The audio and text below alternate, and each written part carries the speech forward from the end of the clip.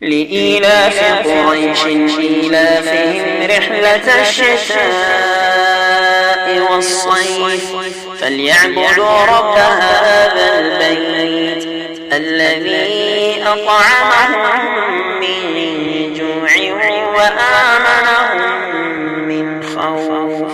إنا أعطيناك الكوثر فصل لربك وانحر إن شانئك هو الأبتر.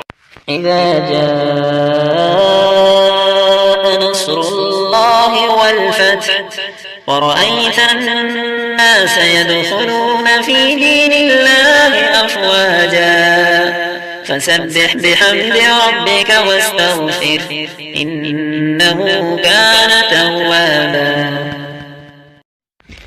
قل هو الله أحد الله الصمد لم يلد ولم يولد ولم يكن له كفوا أحد.